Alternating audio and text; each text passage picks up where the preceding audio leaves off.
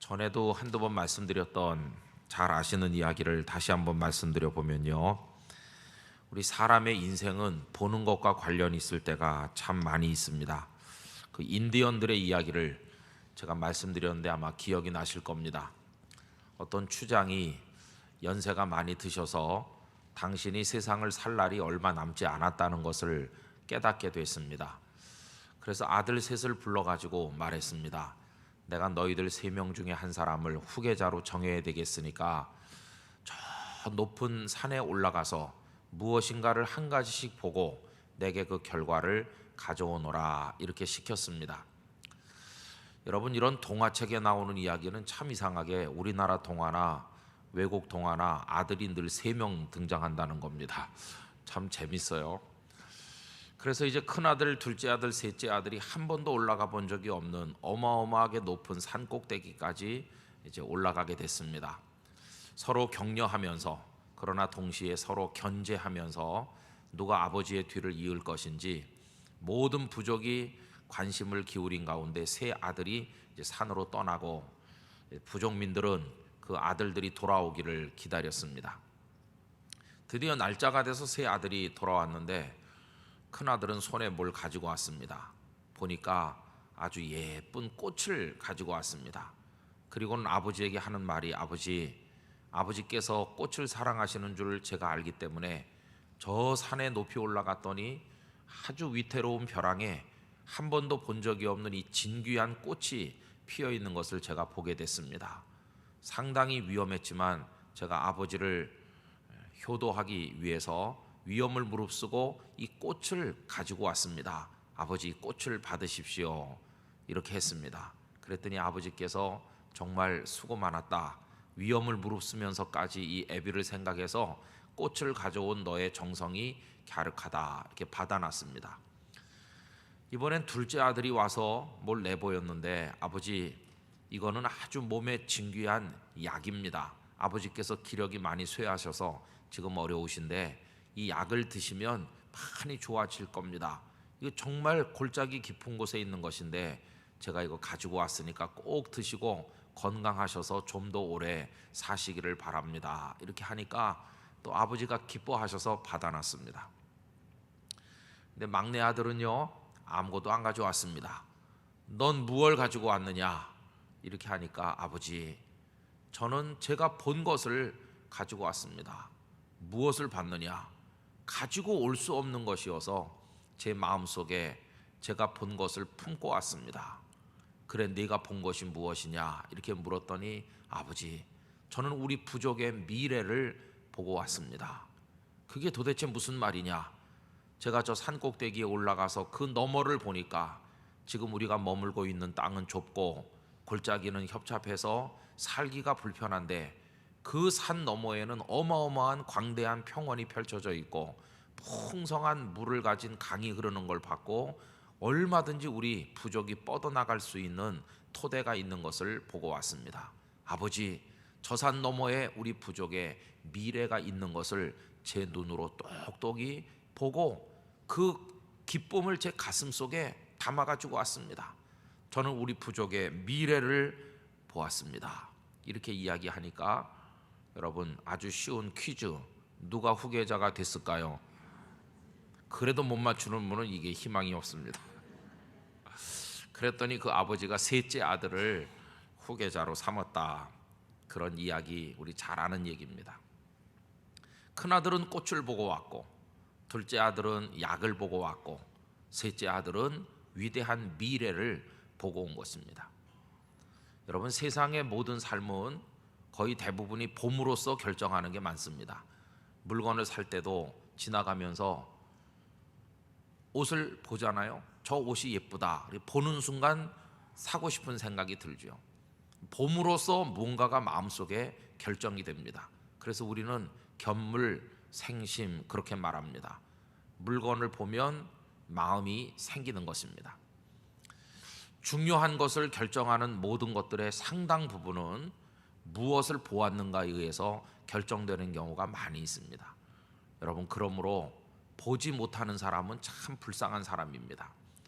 다리를 못 쓰는 오늘 본문에 나오는 날 때부터 걸어보지 못한 장애인도 불쌍한 사람이고, 또 듣지 못하는 이들도 참 안 됐고, 뭐 여러 가지 장애를 가진 분이 다 똑같이 불쌍한 것 같지만, 제가 생각할 때는 아마도 앞을 못 보는 사람이 제일 불쌍한 게 아닌가, 이런 생각이 들 때가 있습니다. 이 시각 장애인은 아주 치명적인 것이죠. 여러분, 모든 것들은 보는 것으로 의해서 많이 이루어지기 때문에 사랑도 이제 보는 것을 통해서 이루어집니다. 그래서 사랑이 깊어지면 계속 뚫어지게 쳐다봅니다. 그러나 시선을 돌린다는 것은 마음이 돌아섰다는 뜻 아니겠습니까? 사랑은 서로를 바라보게 만들고, 미움은 고개를 돌려서 그 시선이 서로 끊어지게 만드는 것입니다. 그리고 옛날에 유행하던 노래 중에 눈으로 말해요, 그리고 날 봐요, 이렇게 하잖아요. 부부간에 앉으신 분은 한번 보십시오. 하도 본 지가 오래돼서 낯섭니까? 근데 이게 문제가 생기면요, 더 이상 안 봅니다. 쳐다보기도 싫다, 이렇게 말하고, 좀 설교 시간에 하긴 좀 죄송한 말이지만 보기 싫을 때 뭐라고 부릅니까? 꼴 보기도 싫다. 그렇게 보기 싫다 그래요. 그죠? 그러나 사랑하면 보고 싶어 합니다. 오래전에 유행했던 드라마 제목이 생각나잖아요. 보고 또 보고. 그렇죠? 이 사랑은 마음이 가는데, 이제 마음이 가는 곳을 사람들은 바라보는 것이죠. 여러분, 우리 성경 전체를 통해서 이 본다는 단어가 굉장히 다양한데, 오늘 읽은 사도행전 3장 1절로 10절까지처럼 다양한 단어가 동원된데도 아마 드물 것입니다. 오늘 본문에는 본다는 말이 4가지가 집중적으로 나와 있습니다. 제가 조금 더 실감 있게 우리가 볼 수 있도록 하기 위해서 여러분들 나누어 받으신 유인물에다가 그걸 적어 드렸는데요. 1번 보시면 본다는 것이 뭘까? 첫째로 오늘 본문 3절에 나오는데, 베드로와 요한이 성전에 들어가려 함을 보고 구걸하거늘. 누가 본 것일까요? 미문에 앉아서 구걸하던 장애인, 안진뱅이 장애인이 베드로 요한이 성전에 들어가는 걸 이렇게 본 겁니다.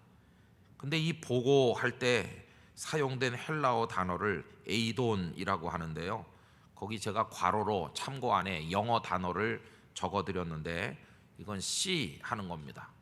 이 see라고 하는 영어 단어는 그냥 이렇게 슬 보는 겁니다. 별 생각 없이 눈을 뜨고 있으니까 그저 이렇게 뭐가 보이는 거죠. 무슨 뜻을 가지고 의도를 가지고 집중해서 보는 게 아니라 그냥 뭐 이렇게 슬 보는 겁니다. 여러분, 이렇게 보고 나면 다 본 다음에 무엇인가가 기억에 남을까요? 안 남을까요? 이렇게 보는 건 아무것도 기억에 안 남습니다. 그저 길거리를 스쳐 지나가면서 그저 뭐 이렇게 생각 없이 보죠. 이렇게 보고 한 30분 걸어간 다음에 너 무엇을 보고 무엇을 느꼈느냐 그러면, 보기는 계속 봤죠. 지나가는 사람도 보고 자동차도 보고 길거리 모습도 봤지만 딱히 머릿속에 기억으로 남는 게 없지 않습니까? 그냥 눈을 뜨니까 저절로 눈에 맺히는 것들, 그냥 생각 없이 보는 거, 이게 바로 에이돈이라고 하는 겁니다. 한번 상상을 해보세요. 많은 사람들이 미문을 통해서 성전 안으로 들어가고 나오고, 거기가 굉장히 복잡한 곳인데요, 누군가가 이 사람을 업어다가 거기다 이렇게 놓으니까 거기 앉아 있는 겁니다. 하루 종일 그냥 이렇게 떠가지고 좀 지나가는 사람 봅니다. 그때 이 사람에게는 지나가는 사람이 김길동인지 홍길동인지 박길동인지, 키가 큰지 작은지, 이 사람에게는 하나도 중요하지 않아요. 그냥 생각 없이 이렇게 많은 사람들을 봅니다. 어떤 때는 졸린 눈으로 개슴츠레 보는 것도 있을 것이고, 어떤 때는 그저 구경하는 모습으로 사람들을 바라볼 수도 있을 것이고, 그럴 겁니다. 별 생각 없이 보는 거죠. 베드로와 요한이 걸어가니까 뭐 이렇게 그냥 쳐다보는 거죠. 그 시선에 아무 의미가 없어요. 자, 그런데 4절에 보면 이제 두 번째 단어가 나옵니다. 베드로가 요한과 더불어 주목하여 이르되, 이렇게 번역했어요. 이 안진뱅이 장애인은 아무 생각 없이 그저 이렇게 슬쩍 보는데, 베드로와 요한은 그 사람을 그냥 생각 없이 슬쩍 보고 지나간 게 아니라 뚫어지게 그 사람을 쳐다보는 거예요. 그래서 이 주목하여라고 번역된 단어는 아테니조라는 건데 영어로 게이즈라고 하는 겁니다. 이거는 어떤 초점을 맞춰 가지고 응시하면서 뚫어지게 집중하여 쳐다보는 거, 이게 게이즈이라고 하는 것입니다. 시선을 고정해 가지고 뚫어지게 탁 쳐다보는 거예요. 그러니까 이 사람은 생각 없이 이렇게 보고 베드로와 요한은 딱 그 사람을 주목해서 쳐다보는 겁니다. 벌써 바라봄의 태도가 완전히 다르다는 것을 알 수 있어요. 건성으로 보는 사람하고 뜻을 가지고 마음을 실어서 시선을 보내는 사람하고 다른 거 아니겠습니까? 자, 그 다음에 세 번째로 역시 4절에 단어가 하나 더 나오는데 이 베드로와 요한이 그 사람에게 말합니다. 우리를 보라, 이렇게 하는데 여러분, 이미 이 사람들이, 이 안진뱅이 장애인이 이미 보고 있잖아요, 베드로와 요한을. 그런데 베드로와 요한은 우리를 보라 이렇게 요구해요. 이때 사용된 단어는 블레포라고 하는 것인데 루겟이라고 말할 수 있습니다. 이것은 방금 전에 네가 우리를 본 것처럼 아무 생각 없이 이렇게 쳐다보지 말고 우리를 좀 집중해서 보라, 우리에게 관심을 가지고 보라, 그런 뜻입니다.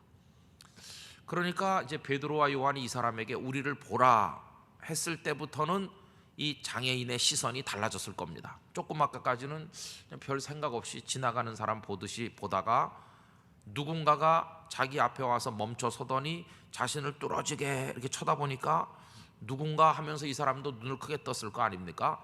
그런데 상대방이 우리를 보라 하니까 그때부터는 건성으로 보는 게 아니라 이 사람들이 왜 그러지? 그러면서 베드로와 요한을 집중해서 훑어보고 시선과 시선이 얽히기 시작했을 거 아니겠어요? 자, 그런데 이제 5절에 내려가면 마지막 단어가 나오는데 이 안진뱅이 장애인이 베드로와 요한에게서 무엇을 얻을까 하여 바라보거늘, 여기 본다는 단어가 하나 더 나오죠. 이거는 에페코라는 단어를 쓰고 있는데 give attention이라고 영어로 할 수 있습니다. 그러니까 주목해서 아주 깊은 관심을 가지고 주의를 기울여서 딱 보는 겁니다. 왜 그럴까? 나한테 뭘 주려고 그러나? 나한테 관심이 있는가 보다. 그러면서 이 사람도 지금 모든 감각이 바짝 살아 일어나서 딱 이렇게 베드로와 요한을 쳐다보는 거죠. 그래서 여러분, 이 네 개의 단어를 통해서 우리가 느끼는 건 뭐냐 하면 이 안진뱅이 장애인이 그냥 눈은 떴지만 실제로 보는 게 없는 것처럼 건성으로 이렇게 보던 사람인데 이제 눈에 초점이 분명해졌고 그리고 빛이 비치기 시작했어요. 그 눈이 반짝반짝 빛나기 시작했어요. 그리고 이제는 바라보는 그 시선에 이 사람의 간절함과 뭔가 마음이 그 시선에 실리기 시작했어요. 이렇게 보는 거는 그냥 보는 거하고는 완전히 다른 거 아니겠습니까? 그래서 베드로와 요한도 그 사람을 탁 뚫어지게 보고 이 사람도 이제는 주의를 기울여서 집중해서 서로 마주 바라보기 시작했어요. 그 성전 미문 앞에서 벌어진, 잠깐 동안에 벌어진 일이었어요. 자, 그런데 유인물 2번으로 내려가 보면 베드로와 요한이 그 사람에게 한 말이 무엇입니까? 우리를 보라 하는 거죠. 우리가 누굽니까? 당연히 베드로와 요한이죠. 그런데 여기서 조금 생각할 게 있습니다. 베드로와 요한이 우리를 보라 그에게 이렇게 말했을 때 이 사람은 베드로와 요한이라는 사람을 볼까요? 아니면은 베드로와 요한이 가지고 있을 거라고 생각되는 돈을 볼까요? 이 사람은 국어라는 사람이기 때문에 베드로와 요한이 잘생겼는지 키가 큰지 아무 관심이 없습니다. 베드로와 요한이 우리를 보라 하니까 보죠. 이제 건성으로가 아니라 상당히 관심을 가지고 이 사람들이 누군데 나보고 이렇게 집중해서 보면서 쳐다보라고 말하나 하면서 보는데 이 사람의 마음의 관심사는 베드로와 요한의 신분이라든지 외모라든지 잘생겼는지 못생겼는지 이런 것 따위에는 관심이 없다 그 말입니다. 이 사람의 오로지 관심사는 돈을 얻는 거니까 이 베드로와 요한이 좀 많이 가지고 있나, 뭘 가지고 있나, 이것만이 이 장애인의 관심사라는 거죠. 돈 좀 있는 사람들인가? 뭘 가지고 있을까? 저 주머니 속에 금돈이 있을까? 은돈이 있을까? 이게 이 사람의 관심사예요. 그들이 가지고 있는 게 뭔지에 이 사람의 관심이 집중되는 거예요. 그런 마음으로 바라보는 거죠. 그럼 여러분, 베드로와 요한이 이 두 사도께서 가지고 계셨던 게 뭡니까? 가지고 계셨던 것은 은과 금이 아니었습니다. 분명히 그것을 베드로와 요한이 그에게 이야기합니다. 6절 말씀 다 같이 읽어보실까요? 베드로가 이르되 은과 금은 내게 없거니와 내게 있는 이것을 네게 주노니 나사렛 예수 그리스도의 이름으로 일어나 걸으라 하고. 이 두 사람이 무엇을 가지고 있길래 나를 보고 주목해서 보라고 하는가 하고 지금 쳐다보면서 이 사람의 관심사는 베드로와 요한의 주머니 속에 있는 그 무엇이었는데, 베드로와 요한이, 베드로가 한다는 말씀이 우린 은과 금은 없습니다. 그러나 우리의 주머니가 아니라 우리의 영혼 속에 은과 금으로 비교할 수 없는 대단히 소중한 이 세상의 보화 중에 보화가 계십니다. 그분은 바로 나사렛 예수 그리스도입니다. 나사렛 예수 그리스도의 이름으로 일어나 걸으시오, 이렇게 얘기하는 것이. 결국 이때 우리를 보라 하는 이 말은요, 나는 베드로고 이 사람은 요한인데 우리 둘이 어떤 사람인지 관심 없느냐, 이런 말이 아니에요. 이 얘기는 우리를 보라고 표현했지만 사실은 베드로는 이 말을 통해서 이 사람의 관심을 누구에게로 돌리고자 하는 것일까요? 예수님을 바라보도록 이 사람의 관심을 끌어당기는 걸 볼 수 있습니다. 예수님을 보시오, 이렇게 말하는 거예요. 결국 이 베드로와 요한이 나사렛 예수 그리스도를 이야기하는 순간 영적으로 이 사람과 예수님의 시선이 서로 딱 이렇게 얽히는 거예요. 여러분, 이 사람을 주목해서 본 건 누굽니까? 베드로와 요한입니다. 그렇죠? 그러나 사실은 베드로와 요한의 눈동자 4개가 이 사람을 바라본 것처럼 돼 있지만 그 안진뱅이 장애인을 긍휼히 여기는 마음으로 바라보신 분은 베드로와 요한 속에 계신 예수님이었습니다. 예수님께서 그를 바라보시는 겁니다. 베드로와 요한의 마음속에 불쌍히 여기는 마음이 들게 하신 분이 주님이십니다. 그래서 베드로와 요한의 발걸음이 거기 멈춘 것이고 그 사람을 뚫어지게 쳐다보면서 우리를 보라 한 것입니다. 그래서 겉으로는 이 사람과 베드로와 요한이 보는 것처럼 나와 있지만 영적으로 얘기하면 베드로와 요한 속에 계신 주님의 따뜻한 눈길과 이 사람이 눈이 열려서 바라보게 된 주님을 향한 시선이 이렇게 얽히는 것입니다. 믿음의 시선과 주님의 사랑의 시선이 얽히는 순간 어떤 일이 벌어졌는지 오늘 본문이 기록하지 않습니까? 이 사람이 벌떡 일어나게 됐어요. 그리고 기뻐 뛰면서 찬송하면서 성전 안으로 들어갔어요. 우리 지난번에 생각했습니다. 이 사람을 사랑하는 이들이 도와줘서 매일같이 업어다가 또 매다가 거기 놔둔다고 그랬어요. 구걸할 수 있도록 저녁 때가 되면 또 이 사람을 매다가 집으로 데려다 줬겠죠. 그러나 아무리 그 사람을 아끼고 사랑하는 이들이 있다고 해도 사람이 해줄 수 있는 것은 그 미문 앞에까지만 데려가는 것뿐이라고 그랬어요. 이 사람은 평생 그 미문 넘어 하나님의 집 안으로 들어가 보지 못하는 불쌍한 사람이라고 그러지 않았습니까? 그런데 주님을 바라보게 되는 그 순간 이 사람은 미문 문턱을 넘어서 성전 안으로 들어가는 사람이 됐습니다. 예수님의 품 안으로 달려 들어갈 수 있는 길이 활짝 열리게 된 것을 말씀하고 있는 것입니다. 오늘 이 말씀을 통해서 우리가 배우는 교훈은 이겁니다. 누구든지 그 눈을 들어서 주님을 믿음으로 바라보게 될 때 이미 우리를 사랑으로 보고 계신 주님의 시선과 그 눈길이 마주치게 될 때 우리를 더 이상 전진하지 못하게 하고 문턱에 머무르도록 만들고 있는 그 모든 장애들이 극복돼서 우리도 하나님의 품으로 달려나갈 수 있는 은혜와 축복의 길이 열릴 것이라고 하는 말씀인 것입니다. 그래서 오늘 이 말씀은 눈을 들어서 주님을 바라보라, 이걸 우리에게 촉구하고 있는 말씀인 것입니다. 여러분 3번으로 내려가 보시면요, 믿음은 무엇일까? 믿음은 오늘 본문과 관련해서 설명한다면 바라보는 것이라고 할 수 있습니다. 믿음은 시선이라고 표현할 수 있습니다. 누구를 보며 무엇을 보며 어떻게 보느냐, 이것이 믿음과 관련된 이야기인 것입니다. 오늘 이 본문은 우리에게 나사렛 예수 그리스도를 바라보라고 이야기하고 있습니다. 저는 우리들이 주님을 바라보는 눈을 크게 뜰 수 있기를 원합니다. 그냥 눈 떴기 때문에 뭐가 눈앞에 어른거리는 것이 아니라 딱 주목해서 주님을 바라보는 것입니다.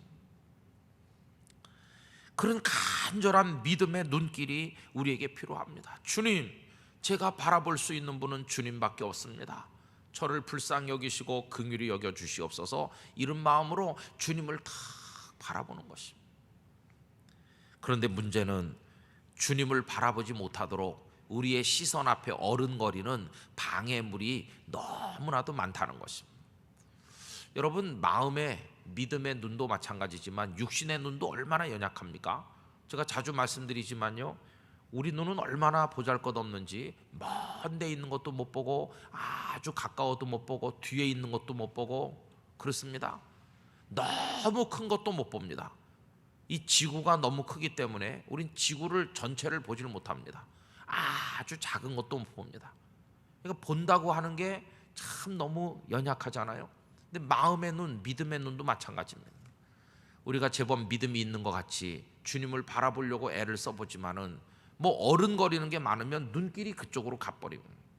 그래서 시선이 주님으로부터 어떤 다른 것들에게로 옮겨가는 경우가 너무나도 많이 있습니다. 그래서 제가 여기 성경 구절 하나 적어드렸는데 요한일서 2장 16절 다 같이 읽어보십시다. 이는 세상에 있는 모든 것이 육신의 정욕과 안목의 정욕과 이생의 자랑이니 다 아버지께로부터 온 것이 아니요 세상으로부터 온 것이라. 여러분, 거기 안목의 정욕 하는 게 있죠. 이 정욕은 러스트라고 영어 단어로 되어 있는데 안목은 눈입니다. 눈으로 보았기 때문에 마음속에 생겨난 욕심, 이게 안목의 정욕입니다. 그런 욕심 때문에 넘어진 사람들 이야기가 성경에 많죠. 여러분, 대표적인 게 뭐가 떠오르십니까? 우선 하와가 선악을 알게 하는 그 나무의 열매를 눈으로 보고 나서 마음에 쏙 들었어요. 보암직도 하고 탐스럽기도 하고 그랬어요. 눈으로 보는 데서부터 그 시험에 들기 시작한 것입니다. 또 밧세바가 목욕을 하는 모습을 다윗이 눈으로 보았기 때문에 넘어진 것입니다. 만약에 다윗이 보지를 않았더라면 그 2층 난간에 올라가서 왔다 갔다 하면서 이렇게 주변을 바라보지 않았더라면 밧세바를 못 봤을 것이고, 그랬다면 그런 일이 없었을 것입니다. 결국은 눈으로 봤기 때문에 이게 범죄의 기회가 된 걸 볼 수 있어요. 그게 안목의 정욕이라고 하는 것입니다. 그래서 여러분, 우리 그리스도인들은 이 시선을 어디다 둘 것인가 하는 것도 너무너무 중요한 일입니다. 욥은 뭐라고 고백하고 있느냐면 내가 처녀에게 주목하지 않았다, 그런 말을 하고 있습니다. 처녀를 뚫어지게 쳐다보는 것만으로도 마음에 시험에 들까 염려했었다고 하는 이야기를 그렇게 고백한 것입니다. 여러분, 안목의 정욕을 경계해야 되는 거죠. 근데 이런 것들이 너무 우리 앞에 많기 때문에 도대체가 주님을 바라봐지지가 않는 것입니다. 우리를 끌어당기는 것들이, 매력적으로 생긴 것들이 세상에 너무 많아서, 좋은 것들이 너무 많아 그것들 쳐다보느라고 주님 바라볼 틈이 없어요. 그래서 여러분, 그 3번에 내려가 보면 하나님께서는 당신의 사람들을 광야로 부르신 경우가 많이 있습니다. 광야는 어떤 곳일까요? 광야는 뭘 보려고 해도 볼 게 없는 곳입니다. 아름다운 수목이 우거진 것도 아니고 멋진 강물이 흐르는 것도 아닙니다. 광야는 진짜 희뿌여한 모래와 돌밖에 없는 것입니다. 아무것도 볼 게 없어요. 광야는 볼 게 없으니까 바라볼 수 있는 분은 주님밖에 없는 곳이 이 광야였던 곳이. 여러분, 모세 미디안 광야 40년을 살게 하신 이유가 뭘까? 그러면 그 이전의 40년 모세는 무엇을 보았습니까? 애굽의 궁궐, 얼마나 어여쁜 여인네들이 많고 그 궁궐이 화려하고, 그 이집트 문화를 보면 벽에다가 그림들을 많이 그려가지고 뭘 표현하지 않았습니까? 화려하기 짝이 없는 궁궐에 살면서 하루 종일 눈이 어지러웠을 것이. 그러나 이제 광야는 아무것도 볼 게 없는 것이, 거기서 그가 바라볼 수 있는 분은 하나님밖에 없는 것이죠. 또 세례 요한이 어떻습니까? 그가 빈들에서 살면서 그 빈들이 유대 광야 아니겠습니까? 거기서 하나님만 바라보는 거죠. 그래서 그의 시선이 하나님께 집중되므로 그가 시력이 좋은 그리스도인이 되는 것이죠. 눈이 밝은 하나님의 사람이 되는 것이죠. 요한이 광야에 살면서 하나님께 주목하던 그 시간에 사람들은 어떻게 살았습니까? 요한이 회개를 선포할 때 회개하러 나왔던 군병들, 그들은 그 손에 칼을 들고 창을 들고 백성들을 압제하면서 그들에게서 금품을 탈취하고 폭력을 행사하면서 그들의 눈에 보이는 건 미천한 백성들과 자기들 앞에 굴복하는 어리석은 백성들 뿐이고, 그들 주머니에 있는 거 탈취하고 힘을 과시하고 그리고 자신들의 쾌락을 쫓아 사는 그런 것만 하루 종일 보던 사람들 아니겠어요? 세리들 와서 우리가 어떻게 하면 좋겠습니까? 이렇게 말했는데 세리들은 하루 종일 뭘 봤을까요? 그저 돈을 보느라고 다른 데는 볼 수가 없었을 거 아닙니까? 그러나 요한은 하나님을 바라보고 살았던 사람이었어요. 우리 예수님은 어떻습니까? 예수님 광야로 나가게 하셔서 시험을 받게 하신 분은 성령이셨습니다. 왜 성령께서 우리 예수님을 40일 동안 그 광야로 몰아내셨을까요? 그 광야가 아무것도 없는 곳이었어요. 근데 예수님은 거기서 하나님 아버지를 응시하시면서 하나님만 바라보는 데서 얻은 능력으로 마귀의 3가지 시험을 이기시지 않으셨습니다. 하나님을 바라보는 자는 시험을 이기게 될 줄로 믿습니다. 바울 사도도 마찬가지입니다. 그가 다메섹 도상에서 회개하고 변화돼서 하나님의 사람이 된 이후에 갈라디아서를 보면 바로 예루살렘에 가서 이렇게 한 게 아니라 그가 중간에 아라비아 광야에도 가 있었고 그렇습니다. 거기서 도대체 뭘 했는지 성경이 자세히 언급하지 않지만 하나님께서는 이 바울 사도도 광야를 통과하게 하셨습니다. 그는 날 때부터 로마 시민권을 가지고 가말리엘 문화에서 공부하면서 유대의 높은 이들과 교제하였습니다. 대제사장들이 그에게 공문을 써줄 정도로 총애하는 젊은이였고 그는 권력의 중심에 맴돌았던 사람이었습니다. 그가 보는 건 화려한 삶이었을 겁니다. 성공한 랍비로 살아가는 찬란한 미래를 그의 마음의 눈이 보고 있었는데 이제 그는 눈이 먼 사람이 됐습니다. 다메섹 도상에 섰을 때 예수 그리스도의 빛이 확 비치니까 그 빛이 얼마나 밝은지 세상의 것은 아무것도 안 보이게 만들었습니다. 참 역설적인 말씀이죠. 여러분, 우리 이 세상의 빛은 어떻습니까? 우리 전등불을 켰잖아요. 지금 잘 보입니다. 그러나 전등불이 꺼지면 아무것도 안 보입니다. 이 땅에 있는 빛은 이게 켜져야 볼 수 있는 거 아닙니까? 태양도 져버리면 밤이 와서 깜깜하니까 안 보이지만 동력의 해가 떠오르면 이제 세상이 다 밝아져서 눈으로 볼 수 있게 되잖아요. 이 세상에 존재하는 빛은 그게 빛을 발하면 볼 수 있고 빛을 발하면 볼 수 없게 되는 그런 빛입니다. 그러나 예수님의 빛은 달랐습니다. 주님의 빛이 환하게 빛났더니 볼 수 있게 만드는 빛이 아니라 볼 수 없게 만드는 빛이었습니다. 그래서 다메섹 도상에서 예수님의 빛으로 비추어지는 순간 그는 눈이 멀어버렸습니다. 그동안 그의 눈으로 보던 모든 것들이 한순간에 눈앞에서 다 사라지고 캄캄해졌습니다. 그래서 더듬더듬하게 됐습니다. 아나니아가 와서 그에게 안수 기도를 해주고 눈에서 비늘 같은 게 떨어졌는데 그 비늘 같은 게 떨어지는 순간 비로소 그는 세상을 다시 볼 수 있게 됐는데 그때 보는 세상은 다메섹 도상에서의 그 체험이 있기 전의 세상과는 완전히 다른 세상이었어. 사람도 그대로요, 다메섹 도시도 그대로요, 예루살렘도 그대로요. 달라진 게 하나도 없는 것 같은데 그의 마음의 눈이 달라짐으로 인해서 모든 게 다르게 보이기 시작했습니다. 전에 귀하게 보이던 게 이제는 천하게 보였습니다. 전에 모든 것이라고 생각했던 게 이제는 배설물처럼 보이기 시작했습니다. 전에는 하찮게 보였던 경멸하는 눈초리로 쳐다보았던 그리스도인들이 소중한 형제 자매로 보이기 시작했고 예수님이야말로 새벽별 같은 분으로 그의 눈에 보이기 시작한 것입니다. 눈이 변화되면서 바울은 새 사람이 되었습니다. 그리고 그를 성령께서 아라비아로 가게 하셔서 그 광야에서 주님만 바라보는 훈련을 통과하도록 하신 것을 볼 수 있습니다. 그래서 여러분, 그리스도인들이 경건하게 살려면 뭐 눈앞에 어른거리는 걸 많이 두는 게 별로 도움이 안 된다는 걸 알 수 있어.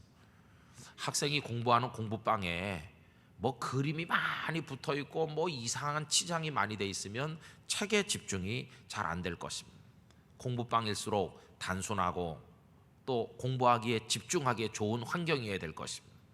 그래서 여러분, 예전에 수도사들이 살던 수도원을 생각해 보면요, 중세 때 고대 오래된 수도원일수록 장식품이 전혀 없습니다.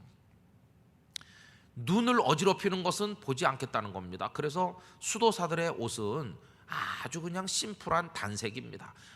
하얀 옷을 입던지, 무늬도 없어요. 뭐 장식이 없어요. 아니면 반대로 까만 옷을 입던지, 아니면 회색 빛깔의 옷을 입던지, 그냥 그 단색으로 머리끝부터 발끝까지 입었어요.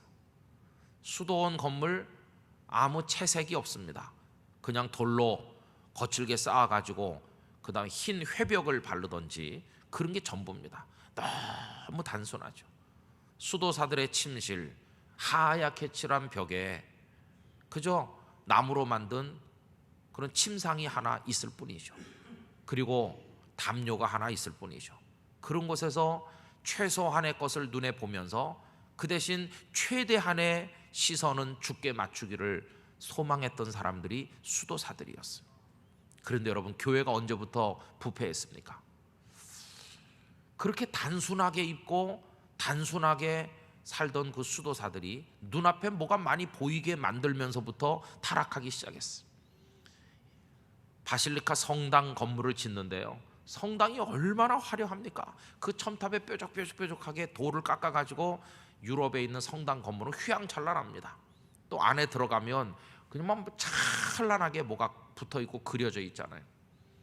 여러분, 성직자의 가운이 어떻습니까?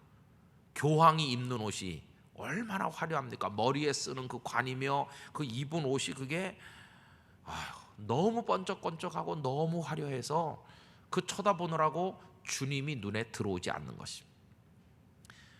바라볼 게 많아지면서부터 교회는 주님을 더 이상 바라보지 않게 됐습니다. 그 빛나고 찬란해 보이는 세상의 영광과 권력과 부요함을 바라보게 됐어요. 은근 보화에 시선을 집중하게 되면서 교회는 더 이상 우리 주님을 보지 않게 된 것입니다. 그러면서 교회는 부패되고 타락해 간 것을 볼 수 있어요. 여러분, 오늘날 어떤 교단에서는 목사님들에게 검정 양복만 입으라고 요구하는 교단도 있다고 들었습니다. 그러면 교인들이 볼 때 목사님이 좀 다양하게 입으면 멋질 텐데, 근데 그 교단의 목사님들은 까만 양복만 입는 거죠. 그냥 1년 365일 검정 양복만 입죠. 그럼 왜 그렇게 하느냐고 제가 물어봤더니 그래야 성도들이 그냥 집중하기 좋다는 것이. 목사가 너무 화려하게 입으면 그거 쳐다보느라고 시험에 든다는 거예요. 참 어떤 장단이 맞는지 저는 잘 모르겠어요. 어떤 교인이 목사님에게 넥타이를 선물했는데 그 바로 다음 주일날 넥타이를 메고 나오니까, 야, 저 넥타이 잘 어울린다, 내가 참 잘 골랐어, 내가 센스 있어, 그러면서 그날 당신이 골라 선물한 넥타이 보느라고 설교를 하나도 못 들었대. 잘 어울리네. 근데 그 목사님이 선물해준 넥타이를 안 메고 나오니까, 안 메고 나온 것 때문에 시험에 들어가지고 저 어디서 어울리지도 않는 이상한 걸 메고 나왔을까, 그 넥타이 마귀에 사로잡혀가지고 예배 집중이 안 되는 거예요. 여러분, 우리는요 주님께만 집중해야 되는데 5만 가지 이상한 게 눈에 자꾸 들어오는 것이. 어떻게 하면 이 시선을 주님께로 집중할 수 있을까? 주목하여 주님만 바라볼 수 있을까? 이게 우리의 영적인 숙제인 것입니다. 그 밑에 4번에 가보면 진정한 시력, 제가 그렇게 제목을 붙였는데요, 우리 지난번에 특별 새벽 기도회 할 때 함께 생각했던 말씀 가운데 창세기 6장 2절, 하나님의 아들들이 사람의 딸들의 아름다움을 보고, 이렇게 나왔다고 그랬죠. 여러분, 사람의 딸들의 아름다움을 볼 것이 아니라 하나님의 아름다움을 보았어야 될 사람들 아닙니까? 그런데 하나님의 아름다움 대신 인간적인 아름다움을 바라보는 순간 그들의 마음이 다 무너져 내린 것을 볼 수 있습니다. 정말 눈 밝은 사람이 된다는 것은 주님을 향한 시선이 딱 고정돼서 그 눈이 밝아지는 것을 뜻하는 줄로 믿습니다. 여러분, 눈의 시력이 어떠십니까? 저는 어렸을 때 다쳐가지고 이쪽 눈에 눈조리개가 찢어졌기 때문에 터져가지고 이게 지장을 많이 받고 있는 거 여러분 아시잖아요. 겉으로는 이렇게 멀쩡하지만 상당히 이게 지장을 많이 받고 있습니다. 그래서 그런지 이제 이쪽 눈에 녹내장이 와가지고, 녹내장은 잘못 관리하면 이제 실명하는 그런 병이죠. 그래서 이제 안약을 신경 써서 열려고 애를 많이 쓰고 있습니다. 컨디션이 안 좋으면 눈에 압력이 확 올라가죠. 안압이. 그럼 눈이 막 그냥 얼마나 따갑고 아프고 눈동자가 막 빠질 것 같이 아프다고 그러시대요. 저는 잘 관리를 하고 있는 편입니다. 그러다가 이제 연세도 많이 드신 어르신도 아닌 한창인 제가, 아직 젊은 제가 이제 백내장도 같이 왔다고 그래요. 그래갖고 이제 안과에서 저보고 목사님 백내장 수술도 하셔야 되겠네요. 그래요. 그러면서 이제 제가 이쪽 눈이 많이 상했기 때문에 다른 사람들하고 다르다고 그래요. 다른 사람은 백내장 수술이 간단한데 저는 한 번에 안 되고 여러 번 해야 될지도 모르고 수정체 넣는 위치도 다르다고 그래요. 남들 넣는 자리에 넣어갖고 되는 게 아니라 뭐 복잡하게 설명하더라고요. 그럼 언제 하겠느냐고 물어보더라고요. 그러면서 설교 원고가 잘 보이십니까? 이렇게 물어보더라고요. 그래서 수술을 저한테 권유를 했습니다. 그래 언제 할까? 지금 생각 중. 며칠이나 걸리겠어요? 그러니까 그 의사가 한다는 말이 뭐 하루면 됩니다. 이렇게 말하면 좋은데 열어봐야 합니다. 그래서 제 눈을 열어보겠다고 그러니까 기분이 안 좋더라고요. 제 마음속으로 생각했어요. 하나님, 사도 바울도 찌르는 가시가 있다고 그러고 그래서 늘 그것 때문에 기도했는데 저는 어렸을 때 다친 눈이 이게 제게 찌르는 가시가 돼서 늘 기도 제목이 됩니다. 그렇지만 약할 때 강함을 주신다고 그랬으니까 눈이 연약함으로 인해서 늘 하나님을 의지하게 하여 주옵소서, 이렇게 기도하면서 제 마음에 크게 위로가 되는 게 뭐냐 하면, 진짜 시력이 뭐냐, 진짜 시력은 이 눈 이거 밝은 게 진짜 시력이 아니라 내 마음의 눈으로 주님을 더 밝게 볼 수 있다면, 믿음의 눈으로 우리 예수님을 딱 바라볼 수 있다면 그게 진짜 시력이 아니겠는가, 이런 생각을 제가 가지게 됐어요. 여러분, 육신의 눈이 어두워도 우리 믿음의 눈을 밝히 떠서 주님께 주목할 수 있기를 바랍니다. 주님은 이미 우리를 보고 계십니다.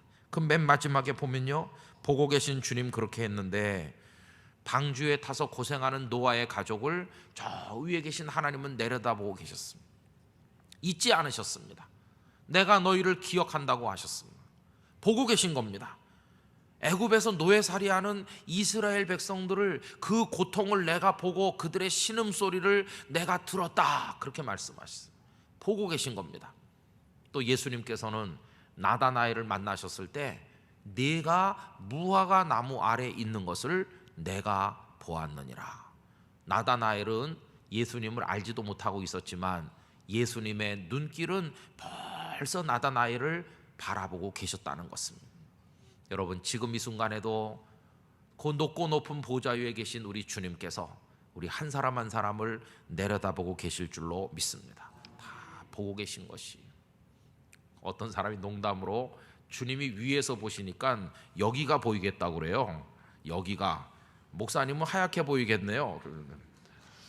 주님이 그렇게 보실까요? 주님은 입체적으로 보실 것 같아요. 입체적으로 위아래 사방 우리의 모습을 다 보실 거예요. 근데 중요한 것은 그 주님을 우리도 바라보는 것입니다. 그래서 그 4번에 괄호 1, 2, 3번 보면요, 어떻게 봐야 될까? 허망한 것을 보던 시선을 돌려서 이제는 주님께로 향해야 될 줄로 믿습니다. 아무 쓸데없는 것들 보면 볼수록 눈이 피곤하고, 보면 볼수록 아까 말씀드린 것처럼 그 안목의 정욕이 돼서 우리 마음을 무너뜨리는, 타락으로 끌고 들어가는 그런 것들을 보던 시선을 이제는 돌려서 주님께로, 주님을 향하도록. 두 번째로는 흐렸던 시선이 분명한 시선으로, 풀린 눈처럼 개슴츠레하게 주님을 바라보는 게 아니라 똑바른 밝은 눈으로 주님을 딱 볼 수 있도록, 주님의 상이 흐릿하지 않고 초점이 딱 맞도록 여러분, 우리 마음의 눈을 그렇게 뜰 수 있기를 원하는 것입니다. 세 번째로는 목표 없던 시선이 목표를 가진 시선으로 이제는 마음의 결단과 어떤 간절함을 실어서 주님을 바라봅니다. 봐도 그만 안 봐도 그만인 식으로 보는 게 아니라 거기 우리의 기도를 싣고 우리의 염원을 싣고 주님을 향한 사랑의 고백을 실어가지고 이렇게 쳐다보는 것입니다. 저는 오늘 오후 내내 이 저녁 말씀을 생각을 하면서 주님을 마주 바라보는 듯한 그런 상상을 자꾸 해봤습니다. 주님이 나를 지금 보고 계시고 나도 주님을 이렇게 바라보고, 그 마음으로 시선과 시선이 얽히는 상상을 의도적으로 자꾸만 해봤습니다. 여러분, 우리 평생 주님 나라에 이르는 그날까지 주님 바라보기를 원합니다. 그러다가 지금은 흐릿하게 보잖아요. 아무리 우리가 믿음의 눈이 밝다 한들 제대로 보는 사람이 누가 있겠습니까? 지금은 거울로 보는 것 같이 희미하나, 고린도전서 13장식으로 하면, 그러나 주님께서 우리를 부르시는 그날이 되면 거울로 보는 것 같이 희미한 것이 아니라 얼굴과 얼굴을 대하여 볼 것이라고 말씀했죠. 우리가 주님 품에 안기는 그날이 올 때 주님 이런 분이셨습니까? 그러면서 주님의 모든 것을 우리가 또렷하게 볼 날이 있을 거 아니겠어요? 여러분, 주님 보고 싶지 않으십니까? 우리 멀리 가 있는 가족을 보고 싶고 부모님이 보고 싶고, 그런데 주님 보고 싶지 않으십니까? 제가 어떤 분의 글을 보니까 주님이 너무 보고 싶다는 그 감동에 사로잡히니까요, 죽는 게 하나도 두렵지 않는, 죽음은 곧 주님을 보는 거예요. 죽음은 주님을 만나러 가는 여행이기 때문에 죽는다는 데 대한 공포가 완전히 사라졌대요. 그렇게 보고 싶던 예수님을 만나러 간다. 내 눈으로 주님을 보겠다. 욥기에도 보면 욥이 이제는 내가 육체 밖에서 그를 배우리라 그렇게 말하잖아요. 주님을 보기를 소망하는 마음. 아침에 눈 뜰 때부터 우리 눈에는 너무 많은 게 보입니다. 그렇죠? 길거리에 나와서부터 모든 게 다 보이기 시작해서 어둠이 걷히면 더 많이 보이기 시작하고, 대낮에 길거리에 나가면 우리를 유혹하는 것들이 많이 보이고, 그래서 우리 마음을 흔들어 놓습니다. 그러나 우리 마음속에 주님을 향하는 시선이 어두워지지 않도록 늘 기도해야 될 줄로 믿습니다. 우리 영적 경건이 바로 거기 있는 것이죠. 오늘 이 사람의 이야기로 돌아가면 우리를 보라 하는 베드로와 요한의 말을 듣고 딱 주목해서 보는 순간 나사렛 예수 그리스도, 이 거룩한 이름을 그에게 말하는 그 순간 주님이 이미 그 사람을 보고 계신 것이고 이 사람도 주님을 바라보는 것처럼 된 건데, 그 순간 그로 하여금 성전 안에 들어가지 못하게 만들고 있던 그 미문의 문턱이 그에게 이제 아무 문제가 안 되게 됐어요. 뛰어 넘어갈 수 있게 됐어요. 아무도 그를 가로막는 사람이 없게 됐어요. 이제는 건강한 하나님의 사람이 돼서 하나님을 찬송하는 사람 되지 않았습니까?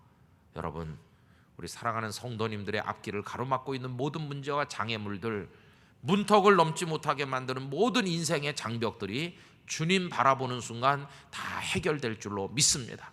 그래서 뛰어넘어 하나님의 집에 들어가는 은혜가 우리 모두에게 있게 되기를 예수님의 이름으로 기원합니다.